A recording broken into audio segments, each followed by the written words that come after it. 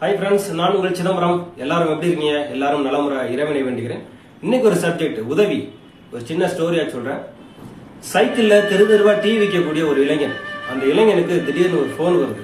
அந்த போன்ல கட்டட வேலை பார்த்துக்கிட்டு இருந்தவங்க அம்மா 1வது மாடியில இருந்து கால் தவறி கீழே விழுந்துட்டாங்க. தலையில பலத்த காயமாயிருச்சு, ரத்தப்போக்கு அதிகமாயிருச்சு, ஹாஸ்பிட்டல் அட்மிட் பண்ணிருக்கோம், ஜிஹெச்சுக்கு கொஞ்சம் சீக்கிரமா வா அப்படின்னு சொல்லி இந்த செய்தி கேட்ட அந்த இளைஞன் வேகமா தன்னோட சைக்கிள் எடுத்துக்கிட்டு ஜிஹெச் நோக்கி வந்துட்டு இருக்கான்.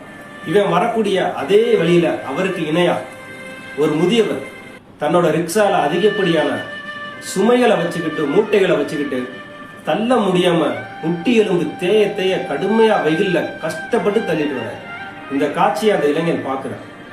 உடனே தான் வந்த சைக்கிளை ஓரம் கட்டிட்டு அந்த முதியவர்கிட்ட போய், ஐயா நீங்க உங்க ரிக்ஷால உட்காருங்க, நான் ஓட்டுறேன்னு சொல்லிட்டு இவன் அந்த ரிக்ஷாவை எடுத்துட்டு போயிட்டு இருக்கான்.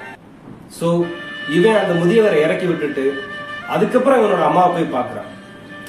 பணம் இருந்தும் இல்லாதப்பட்டவனுக்கு கொடுக்க மனம் இல்லாத இந்த காலத்துல விபத்து நடந்தும் பாதிக்கப்பட்டவனை மீட்க ஆம்புலன்ஸ் கூட போன் பண்ண முடியாத வீடியோ எடுக்கக்கூடிய இந்த காலத்துல தன்னோட அம்மா ஆபத்துல இருக்காங்கன்னு தெரிஞ்சும் தன்னோட அம்மாவை பார்க்கறதுக்கு முன்னாடியே தன் கண்ணில் பட்ட முதியவருடைய கஷ்டத்தை பொறுக்க முடியாம அந்த முதியவர் உதவின்னு கேட்கறதுக்கு முன்னாடியே இவன் விரைந்து போய் அந்த முதியவருக்கு உதவி செஞ்சா பாருங்க.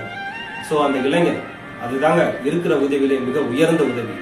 சோ உதவி, கஷ்டத்தில் இருக்கும் ஒருவனுக்கு பலனை எதிர்பாராமல் நீ செய்யக்கூடிய அல்லது நீ சொல்லக்கூடிய ஒரு சிறிய யோசனை கூட மிகப்பெரிய உதவி.